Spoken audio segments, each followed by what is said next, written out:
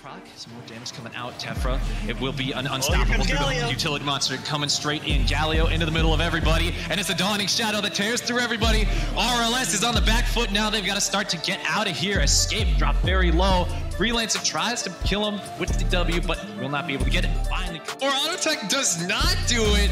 Red flashing into the turret will finish that one off, though. We got a Nocturne flying in the mid lane, though. Gets a nice revenge kill. Now trying to auto attack battle with the utility monster, the volley bear. It's so close here. Utility monster flashes away, but it's a flash ball from War Leader to shut him down. And that is exactly what RLS needs. Relatively undeterred, they're just going to come straight on in and try to contest this bear. And there's the stun coming in onto Civil Lock here. He will get stunned up for a very long time. And War Leader's going to be going straight on in. Chef God Gamer, Dawning Shadow, though, will do a lot to keep YUBI alive and take down War Leader. Escape on the backside, trying their best to kite it out, but will get knocked up by Red. On the other side of the fight, YUBI's just completely cleaning up, and it's going to be a very clean off of the turret. Will not let them clear the wave. It will just be slow but inevitable. Utility monster making it not so slow here, as he's just going to turn off the turret. Zivalok dives straight on into him as well, and they're just moving forward. They cannot be stopped.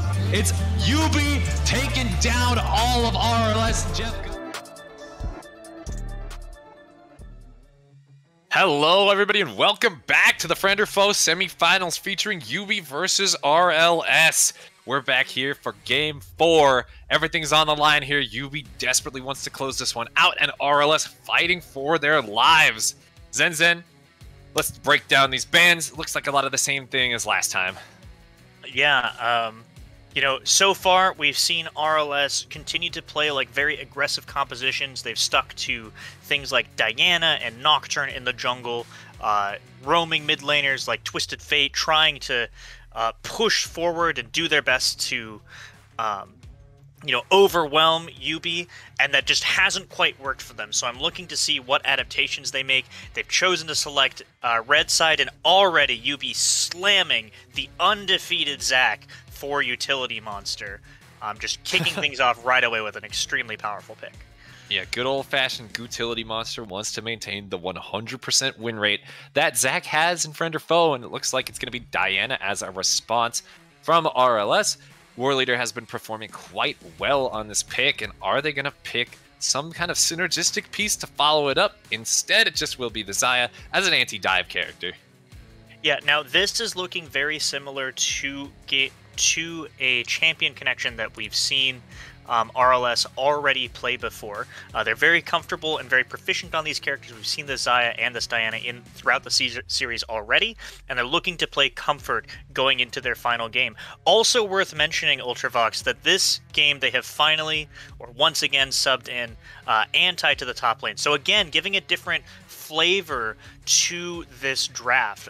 One of the RLS's strengths is that they have so many players that are interchangeable, and YUBI is going to have to adapt in the second half of this draft to this new top laner coming in. YUBI, though, going to go ahead and quickly lock in the Ashe and the Janna and the Twisted Fate once again being picked up for RLS. Are we seeing this correctly?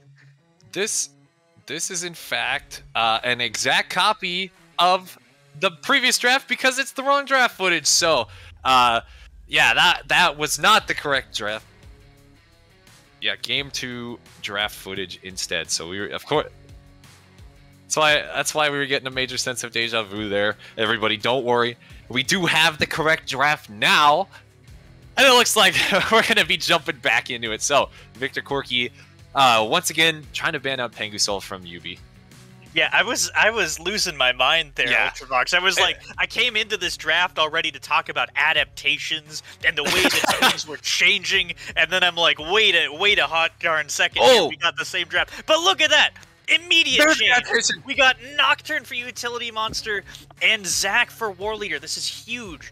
War Leader also undefeated on Zac in this championship. So one thing will be true. Will War Leader hold the Zac undefeatedness, or will YUBI finally break that streak for RLS? Yeah, are they gonna sack the stats of their own character? This is so tragic. I do think that Jinx is quite an interesting pick into Nocturne. You really have to be confident in your teammate's ability to peel for you. And now with Lucian Nami picked up for YUBI, I think that Jinx might be in for a world of hurt. Yeah, Tephra going to go ahead and get on the trusted and true Nautilus, not taking up the Thresh that Tephra has favored for much of the season, really. Nautilus still, though, very powerful because they give you that option with the Dredge line. Has a little bit more peel, I think, to it, compared to the Thresh, where Thresh sort of needs to be in a good place to place the Lantern in order to get effective peel. Nautilus is just a whole heap of crowd control abilities, so hopefully Tephra really looking to protect Escape on this Jinx. And Escape's Jinx has been legendary throughout this tournament. Such an essential pick for RLS's chances of victory in this game, and with everything on the line, they're going back to Comfort. Yeah, and you love to see it. You also love to see the Orianna. So good with Zac there. Fly in with the ball strapped to you. Get that big shockwave, and bada bing, bada boom. That's an easy team fight for your Jinx. But get a Shen to respond, and things could be looking a little dicey for RLS. They've got the Zillion as well. Another signature pick for Civil Lock. Yeah, and I'm not going to lie, I love this draft from RLS. I think this plays much better to the strengths of their team compared to what we've seen in our last couple of games. RLS is a team that can scrap really, really well. They can fight, but they need the tools to be able to do that. And Twisted Fate and Nocturne, while they are powerful champions, they don't have that same staying power in a team fight that the likes of the Zac and the Orianna are going to have. So I really like this adaptation from RLS. They're showing us a different look going into perhaps their elimination game. YUBI, though, also playing something very powerful. My eyes are drawn immediately to Jeff God Gamer on this Lucian, looking to make a statement. Yeah, he's got to be able to smash this game wide open. Level 2 is the thing to watch. The level 2 Lucian power spike, world famous, world renowned. Jinx with that early game HP nerf is also going to be at a much higher risk of dying to that all-in, so we have to watch bot lane once they tick level 2. Another interesting thing, though, is that Jeff opted for Exhaust this time. There's no Ignite in the bot lane of YUBI. Yeah, I think I like this decision-making from Jeff. He recognizes that there's going to be a lot of big, beefy men running at him in a straight line, and he needs to slow them down, right? Anti's going to be coming in with the set. War Leader's going to be trying to leap in with the Zac, and all Jeff needs to do is try to maximize his efficiency and try to live for as long as he can. So the Exhaust is really going to help him sort of slow things down. Freelancer as well also has the heal for that peel potential. One thing that I want to draw your attention to, though, and for the viewers at home, is that YUBI has not drafted a particularly powerful magic damage source in this game. So one of the potential concerns for them is that if Jeff God gets shut down and RLS manages to stack armor on their 3 beefy frontliners, YUBI is in a world of hurt. Yeah, I gotta agree. You're relying a lot on Lucian's burst damage and also just the single target elimination from Utility Monster. Anti in the top lane, though, already showing some dominance, proccing the Conqueror, and doing a lot of the same as what he was doing in Game 1. Yeah, Anti coming in at this critical moment was the Season 4 Helios overall MVP for a reason. This guy gets stuff done in the top lane, and on one of his signature champions, the set, going up against a red, and really going to be looking to put on the hurt because the Shen desperately does not want to be in this lane. You know, Shen is an alright matchup into into the set. You can block some of the auto attack damage that set is famous for, but the longer that the lane goes, the more and more red will want to rapidly leave and go and find, you know, a good stand united elsewhere. So the longer that Anti can keep him there, the more trouble red is going to be in. Very true, yeah, and it makes me also wonder if the Ignite was worth taking at the end of the day. If you do want to make those cross-map plays, perhaps taking the Teleport would mean you're not punished as much if you went for a ballsy level 6 Stand United. Yeah, it will give him potential kill pressure, because we know that Anti really wants to like try and continuously push in red. That does open up an opportunity for Nocturne to play strong side top. And look at this, Jeff God immediately walking in, spotting out the clear from War Leader, but not going to commit any further. Yeah, it's just you're using the push power you have from being Lucianami, just the raw dominance you're asserting onto the Jinx lane. Now here's Utility Monster looking for a little something here. We'll get rooted out, take some damage from Escape. War Leader comes flying in with the Elastic Slingshot, but nothing much will happen there. Now it's Pangusol who's in the middle of the river, gets stunned out with the double bomb, and now has to start on the retreat. Flashes away, back to safety, but a few more auto attacks on the Civil Lock will put him down pretty low. Ultimately uneventful, despite how many people were down there. Yeah. Oh my goodness. What a great trade from Anti. Yeah.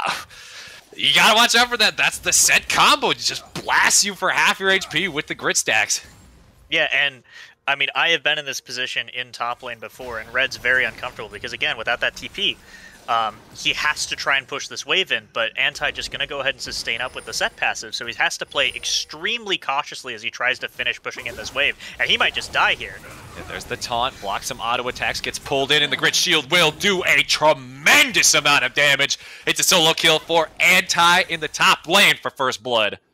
Yeah, and there it is. I mean, that's that fighting game prowess that we've seen from Anti. This is a guy who comes from the fighting game community, knows how to, punish micro mistakes and really work through trading patterns. And you saw right there, I mean, Red fails to bounce the wave in an effective manner and just gets immediately punished for it. And that's a big loss because, again, he doesn't have teleport, so he can't fix the wave state all that nicely. Now, I didn't know that about Anti. Is he a Tekken player? Rivals of Aether. Really? That's not a fighting game. What? Get out of here. That doesn't count. You Dude, gotta go traditional. You have just upset, like, at least 4 members of RLS. Like, you have just crushed their souls. Good. Well, let's hope they can recover from it. Hopefully their souls won't get crushed until they watch the VOD after this, after they find their way through this game. In the meantime, will be much of Escape getting pushed under the turret. Not at too much of a CS deficit, though. Managing to pick up a lot of this from under the turret. Not too far behind as much as we'd expect. Yeah. So far, things looking up for RLS. I like that they're playing to their style, as I said once again.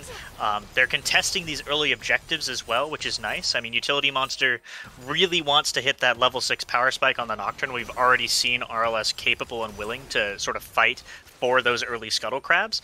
Has picked up a slight 2-camp lead, but that's just sort of nature of the champions, right? Zach, not a particularly fast-clearing champion. But I have to say, I like this look of RLS so much better. And YUBI, Red, once again, in the danger zone. This is pushing out away from him.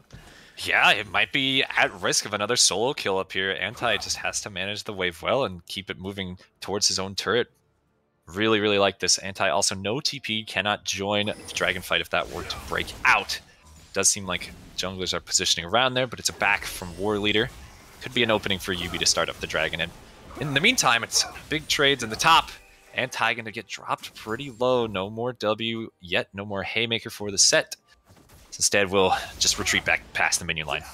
Yeah, Anti taking a little bit of a poor trade there. I like what he's trying to do. He's trying to, continue to bully out Red, but actually... just gets everything blocked, and the base damages from Red are going to do it. A lot of disrespect there. That hurts. Yeah, that was not good. I was singing up this dude's praises, and he trades in a massive minion wave, which you can't do this early into the game. Yes, it does build extra grit for him, but, I mean, you've only got 1 W, and ultimately Red going to go ahead and take the W there. Meanwhile, as well, bottom side of the map, Utility Monster, just continuing to play a farming game, picks up the first dragon, which is great for YUBI. Yep. First dragon over to YUBI. Also, we were talking about how big that minion wave was. In the top side, it's all crashing there now. Anti barely gets there in time to pick up the scraps. And now, YUBI, they've got the Drake tempo advantage, like we said. It's exactly what we'd expect seeing Lucian Nami. I want to see them do this a lot more, continue pushing their power, picking up the next one at 10 minutes. I really like their 5v5 early on, once everybody has their ultimates. So I think that dragon stacking is a fantastic way for YUBI to try to find a huge lead in this game. Yeah, and I think that it's actually extremely important that they start that stacking now because they don't outscale this team, right? In terms of damage. But Paranoia straight into mid. Fear onto Pangusol. The bomb will go off, and it's Utility Monster that gets the kill. Civil Lock and Utility Monster, the classic duo, able to find a good gank. Yeah. And you know, this is the sort of tempo pushing that they need to do. Because Utility Monster was able to play a more passive game and just farm up, he hits the level 6 crucially before War Leader does. War Leader needs to finish that Raptors camp before he can be effective in the fight, so he has to wait. And that gives them enough time to execute that gank before War Leader can perhaps, like, trap them under tower or make that a much sketchier position. So I really like that YUBI is pushing their tempo because they've elected into having a high tempo game with this Lucian Nami, and they're continuing to play to their strengths. Definitely, yeah. And, you know, pushing the tempo, you want to use your Nocturne ultimate on cooldown as much as possible. Looks like it's going to be very effective. Utility Monster getting the kill there is probably much better than the Zilean getting the kill as well, because you can just transfer that to other lanes, have a lot more of a threatening presence as you start to move around the map. And speaking of moving around the map, we got Utility Monster moving straight towards the Rift Herald, starting to pick up that first one. Yeah, this is about the level in the game where I want to see more proactivity from both Pengusul and War Leader. This is where they start to get strong. You know, once you hit like level 6, level 7 on Zac, you start getting those extra ranks in the Elastic Slingshot is when he becomes very difficult to manage as a ganker, as we see him already transitioning to this bottom side. Ooh, this is juicy. It's not warded. Jeff Godgamer dashes forward. He's going to get knocked up by the depth charge, rooted in place by the traps as well, and War Leader's here getting the double smack together. The Super Mega Death Rocket finishes off Jeff Godgamer and Escape, excited, will gun down a minion first and not zap Freelancer. He's gonna turn it over to War Leader. Oh my god. I wish they would have. I wish he would have gotten that kill. But we got a dive coming in towards the top side potentially. They're dropping down the Rift Herald and Ty up here all by his lonesome. Gets the wave cleared out. Does he want to play this? The defensive TP comes in from Pengusul, and that's going to be enough to dissuade YUBI here. Very good usage of the teleport from Pengusul. Yeah, that is going to be plates given over, as well as that summoner spell cooldown, but I like that a lot better than perhaps burying Anti, right? Those three champions in particular, Shen, Nocturne, Zilean, have a nightmare of a dive, because not only do you have to stand united on top of the Nocturne, you also have a second life and a reset of turret aggro from the Zilean. So RLS, you know, recognizes the immediate danger and, you know, just immediately plays the move, just shut down that play. We're not having any of it. We're going to, you know, throw the teleport out. It's going to be fine. Great decision making to make sure that, you know, a disaster did not happen. Yeah, 100%. RLS doing a fantastic job of averting disaster this game so far. Another disaster they've averted is giving up kills to the bot side. But actually, look at Anti here. He's going to showstopper.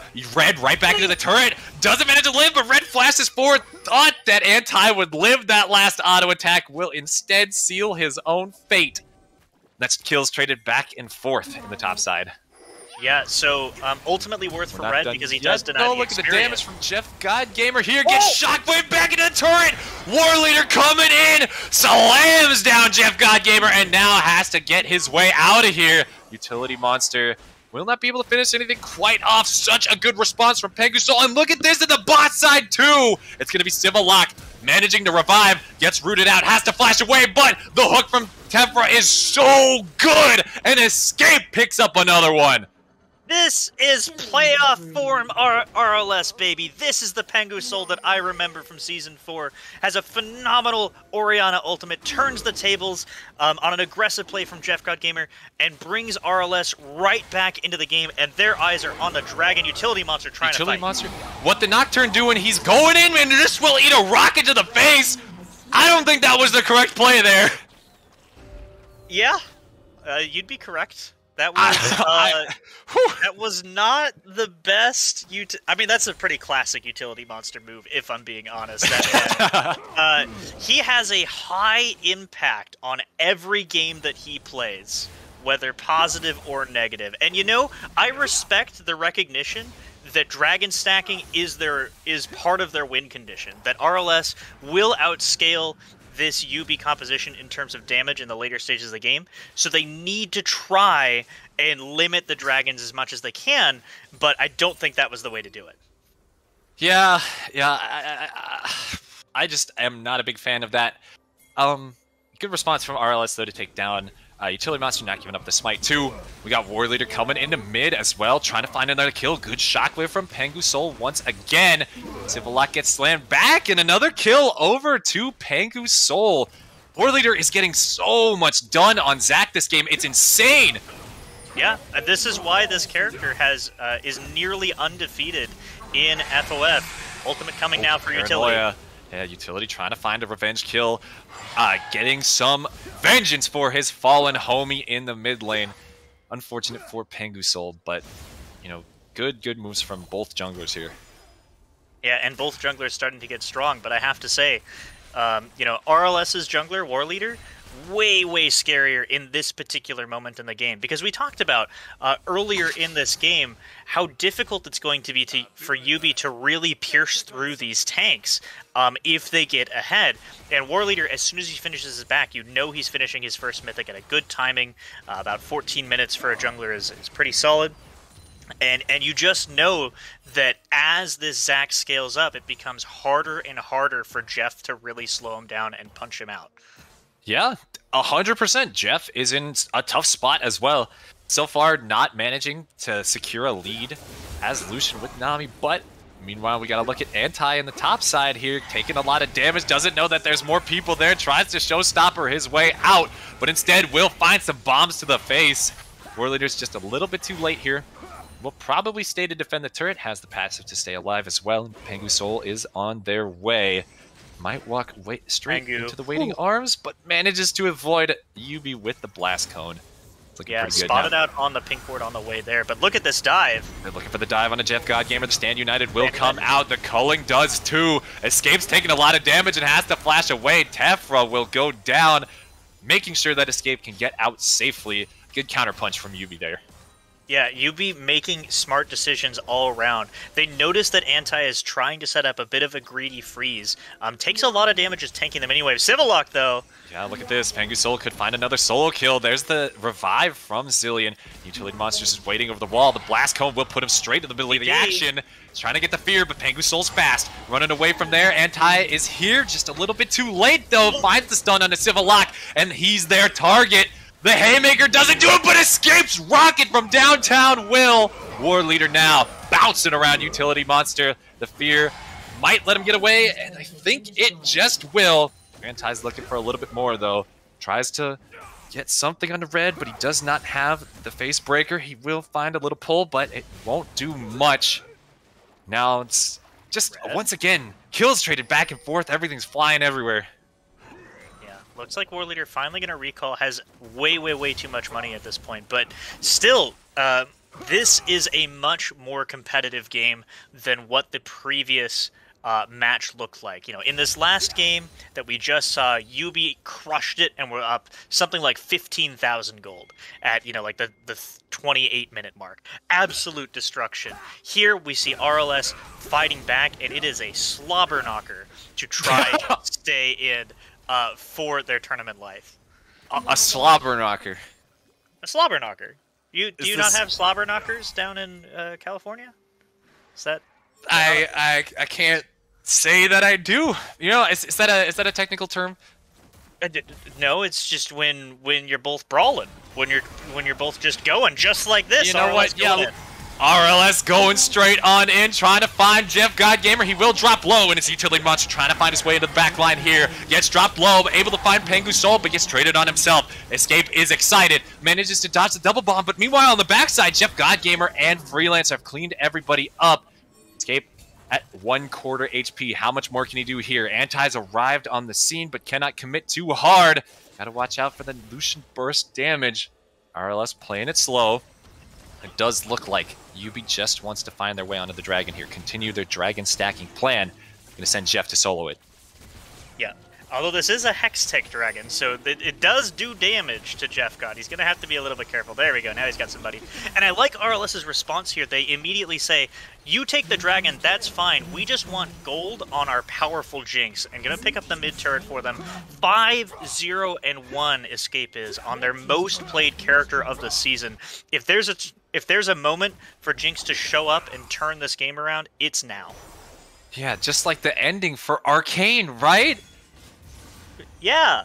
Oh my god, powder from Arcane. Anyway, Anti trying to find something on the red here, able to get the pull back.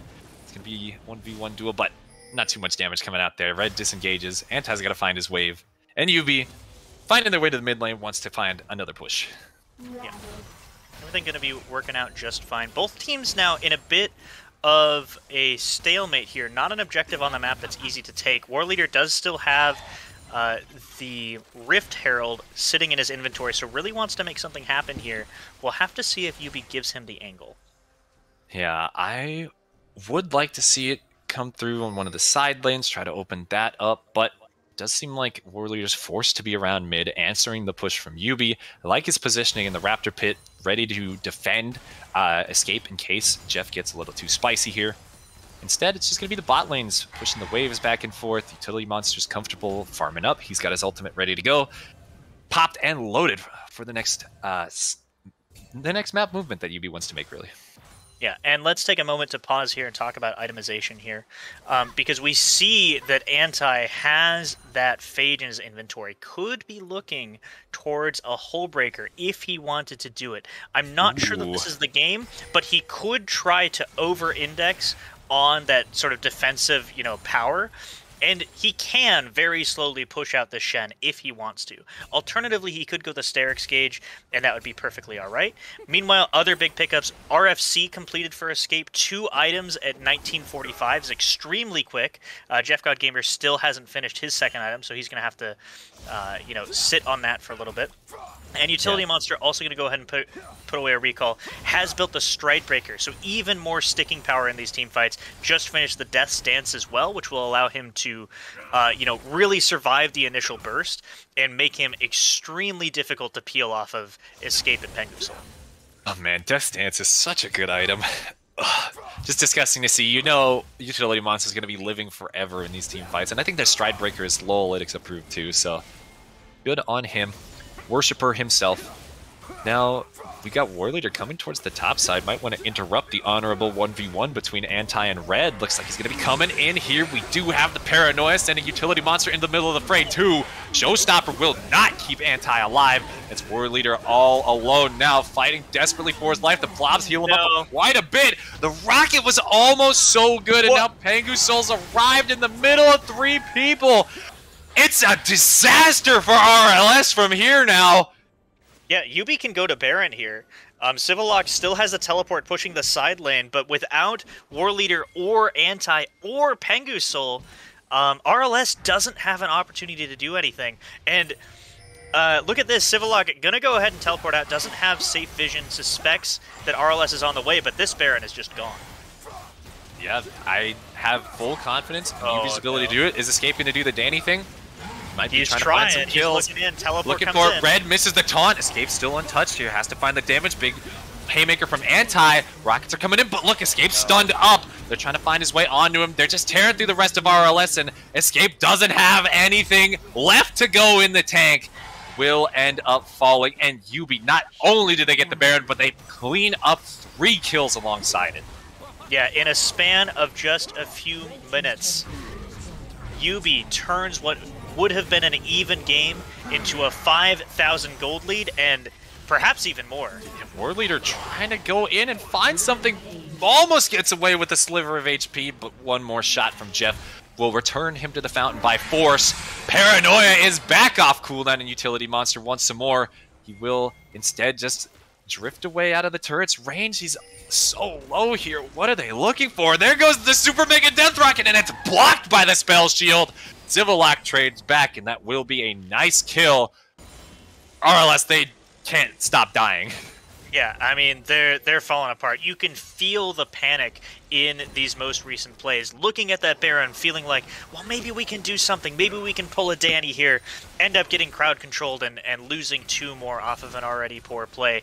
And then, continuing that, trying to find something with War Leader coming in onto 3 members of YUBI. And this is just not what you need to see. And look at this. Man, yeah, big fight for YUBI here. War Leader just tanking up the entire culling. Anti finds some damage on a Jeff God Gamer, but who is there to follow it up? It's not going to be anybody at all. YUBI once again, another clean team fight, just lining him up and knocking him down. They've already got the Baron. All that's left to do is push for the base. Yeah, this is perhaps one of the fastest, like, decisive turnarounds that I've ever seen. This game went from even to just hard smash in just a couple of minutes. With that, they've secured the 3rd dragon, 2nd inner tower. They can push even further because War Leader isn't up yet. Escape is not up yet. They're going to take their losses, or take their victories where they can, though, recall, and spend a whole heck of a lot of gold. Is a whole heck of a lot of gold indeed. Will Jeff stay for the bot lane turret? He will not. Gets the Baron empowered recall out of there. Red taking the red for himself, of course, denying RLS any jungle that he possibly can. And now, yeah, things are looking quite dire for RLS. Like you said, if we had tuned into this game 10 minutes ago, you know, dead even gold, genuinely anybody's game, and now RLS have such a mountain to climb to find their way back into it. Yeah, 10 minutes ago I would have said RLS favorite every time, right? Like, they have the easier to execute composition with Orianna. You know, you just land the Orianna ball on top of the Zac, and it's easy going for team fights, but they're just a little bit too trigger happy, and they get caught. War Leader face checking into Utility Monster and Freelancer. And now it's RLS trying to find their way out of here. Cullen gets interrupted. Here comes the paranoia, though, straight in onto Pengu Soul. Utility Monster tanking so much damage. And Jeff God Gamer, he's unopposed. He will be mowing through RLS here. Showstopper comes in for anti. The shield keeps him alive just a little bit longer, but there's not much else for RLS to do here. YUBI still 4 members strong, flashing their mastery emotes. They are going to push even further beyond. Yep, they are going to take this inhibitor almost assuredly. May take the game. YUBI does, Red does have his flash gang on the suit, so may even look for an aggressive play to try and end it here. But I mean, again, it's just so difficult from RLS to play from behind. When you have these meatball compositions, when you are playing to YUBI's strength, which is the team fight, the team who comes out ahead tends to stay very, very far ahead, and it's looking rough. RLS trying to make something happen, though. War Leader Hexgate straight on into the middle of YUBI's team. Escape doing their best, but there's the taunt from Red. Almost takes him down completely. It's a big shutdown for Pengu Soul. The Super Mega Death Rocket goes barely wide. Jeff God Gamer, fantastic dodge onto the dredge line here. He picks up a double kill and will continue even further forward, finding some damage onto Pengu Soul. Not too much else, though. Dashes over the wall, finds a triple kill. 2 members left on RLS. Could this be a Jeff pentakill? He doesn't have anything left to secure the kills. Dead sets the sights onto the Nexus turret. Wants to finish this one out for YUBI. Make it a clean 3-1. Now, Spencer, I'm pretty sure this Jeff God Gamer guy is pretty good at League of Legends. Yeah. I think the RLS should maybe consider killing him and not letting him live. What do you think about my analysis? I think that no matter how you look at it, killing Jeff good. I think that's very astute analysis, Enzen. You know, that's why you got your PhD in legology, right? Yeah, that's me. Professor Zenzen, master color commentator. That's me. Giving you the hot takes. But in all seriousness, though, you know, huge credit to Jeff in that team fight. RLS had the almost, you know, brilliant moment. It looked ridiculous to see War Leader taking the Hex Gate out into the top side. But they catch on to Jeff God Gamer and they almost take him down. But Jeff able to kite it out, uses the healing from Freelancers to stay sustained and stay in the fight. And, you know, every time that I look at one of these YUBI compositions, I think, surely they can't get away with playing a one-threat comp, right? Surely someone will kill Jeff and this team falls apart, but every single time he balances through, and now RLS has to defend against this Baron. They gotta find their way in here. Utility Monster is just walking forward. The tidal wave comes out, and Anti's taking the brunt of the damage. Has to flash away. Here comes the Paranoia Utility Monster looking for a squishy, and he's gonna find it. The Zonius comes out, but it won't mean too much. Big knock-up onto YUBI, but there's no more damage to follow it up. All of RLS will summarily fall, and YUBI is looking for the end. Flashes over the wall. Jeff about to lay some bullets into the last Nexus turret standing. And YUBI, the semi-final winners of this game, They are going to take it a little slower and savor the victory. Freelancer has a cheeky little death there, knows he can get picked up by his clock buddy. And YUBI finally finishes it out, closing out this semifinal round, moving on to the grand finals. Yeah, YUBI coming in hot today, proving why they were the #1 team in the regular season with dominant performances from multiple members on their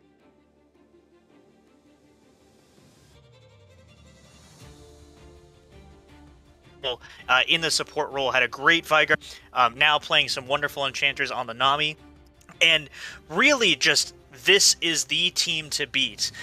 They will face up against the winner of our match against Baby versus TDE coming up tomorrow. But what a statement of dominance to come into this series and absolutely demolish RLS. Yeah, YUBI looked good today. They looked real good. It's undeniable.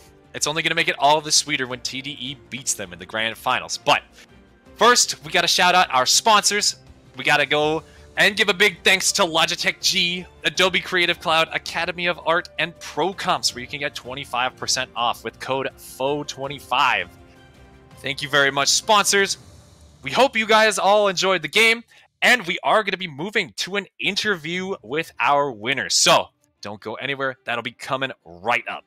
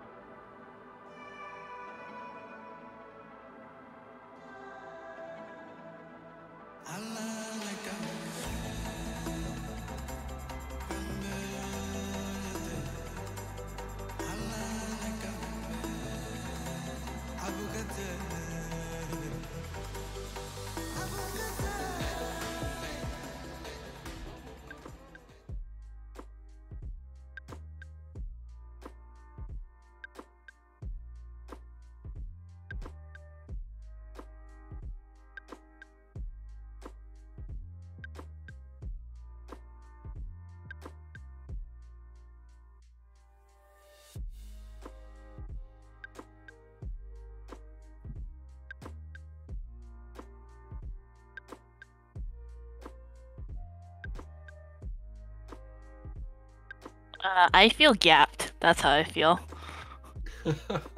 Not gonna lie. Most of that was my fault. I promised Utility Monster a Wukong skin if he let me play my 25% win rate Senna. So my apologies for game one. But It's okay, I got you covered. Feeling great. All right, and now my audio is coming through to the general audience. So thank you for everyone's patience with that as we update from Chris. Tip of the hat, helped me out last week, but I did not clean up after. He left my settings, so I left myself muted on that one. It's another Chris gap, for me, not a Sunga gap. So anyway, onward with our winners interview for tonight, and I do want to start off with the thoughts on the pervasive story of this series. I thought was the Draft Kingdom coming out from YUBI. I felt like you guys might have somehow snuck a Bluetooth mouse fob into their computers, and that you folks were actually operating the draft on their behalf at certain points. So talk to me a little bit, if you would, Freelancer, about the thoughts on this series and how the draft developed throughout. Oh, absolutely. I mean, usually Utility Monster just, he handles the draft prep for our team, usually spends about 30 minutes on it, and this time he spent an entire hour on it, so props to him. More seriously, Utility Monster really does spend a lot of time prepping a ton of the draft. It's insane, like, how much he predicts ahead of time, and there are some slight variations, and he really takes into people's voices during the actual draft itself, but we always have a really solid plan going into it, and that's a really comforting thing. Whenever you go on playing another team, it's always a little bit chaotic. It always feels like a really solid plan. All right. Well, I mean, the plans definitely did come together in this. The Notebook strikes back, and we saw a lot of interesting picks throughout this this series. We did see you, Freelancer, popping off pretty hard with the Veigar. But in game one, we did have Irina joining us on the Rift. So I did want to ask your perspective. The start of this series, you folks come in to this series with a plan. What did you feel about the plan that you folks had in game one, and how things went for you folks?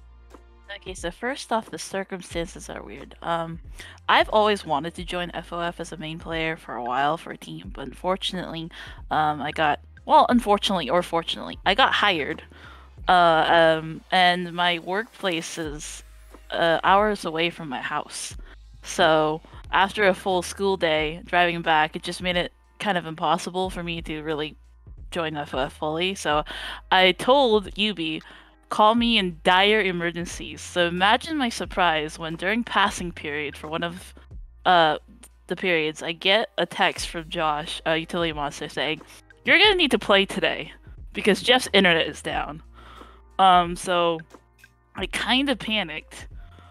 Because not only do I have to make the drive there, but I have to play cold, and I kind of felt that a lot, and I also felt pretty gapped because I was just like kind of running around like a headless chicken. And it was pretty embarrassing for me on my part, but I had fun, and that's the best part. I think Carver and I had a little Freelancer and I had a little disconnect, and we kind of wanted different things to happen during lane, and that kind of carried over throughout the rest of the game. Freelancer, you did have the opportunity to play through all of this series. What were your thoughts on how you folks were able to develop throughout this series, and especially talk to me, if you would, about the unorthodox play style of bringing you into the bot side to put on the treasured shoes of Bill the Pony, but you get the carry performance here on the Viger. Yeah, so Bill the Pony has been a pretty excellent support throughout the entire year, bringing in a lot of victories with Jeff down in the bot lane. I've had the opportunity over the past 2 weeks, knowing that I was going to sub in to practice and really get that synergy with Jeff. And I was really happy that Veigar is my most played character, that I got to pull that out and do the Veigar Senna bot lane with, Andrew or Jeff God Gamer in the bot lane, who's really just a fantastic Senna. His Senna is an absolute menace. And then just following that up with a really solid Janna game, it was kind of nice to pull the Janna bans every single game, except for the game where we picked it. And then finally bringing it home with the classic Lucian Nami. Yeah, and it was played to perfection there. You folks were absolutely abusing Riot's favorite new way of stapling the mechanic onto Lucian so that he stays bot side with those enchanters. No more solo lanes. That's not for you. So come on down to the bot side in the duo lane. And yeah, you folks were pretty crazy throughout the last 3 games, where you folks really put RLS into the vice, into the thumb screws. And this was kind of a great taste of what we're going to be looking forward to in our grand finals coming up next week. But I do want to ask you folks about reflecting on this series. Irina, hopefully it can start with you. Highlight from the series overall doesn't need to necessarily be the game that you yourself played in. Is there anything that sticks out to you from this series tonight? I think there's 2. One was when I got to play against Washed and land a very good Seraphine ult, unlike today. And the other would be watching Utility Monster fail on Rengar. That was fun. Nice. Yeah. Freelancer, what about you? Yeah, I just want to thank you all for putting on such a great experience. It's a lot of fun to do even as a substitute. Just to hop on for a few games, get the interview experience, get the entire broadcast experience, feel just the hype. And I really hope that everyone watching kind of gets to feel the hype and just feel the amount of just love and effort that's put into this presentation. Unfortunately, really like substitutes, regrettably lost semifinals, but kind of looking forward to finals. I think YUBI has a really interesting opportunity facing probably TDE, I expect, who's an incredible team and really can put out some incredible performances. So long as YUBI, though, can control the early game and come out at least even, I think they'll do excellently next week. Ditto. Right on.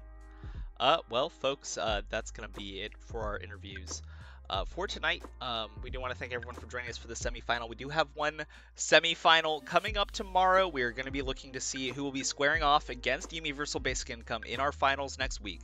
So we'll be looking to see who stands tall from Team Trickle Down Economics versus Team Beep Boop, or the affectionately Team Baby. So we look forward to seeing you all again tomorrow for another set of matches as we look to crown our 2 finalists for FOF Season 5. So we look forward to seeing you again tomorrow. Everyone, have a wonderful night.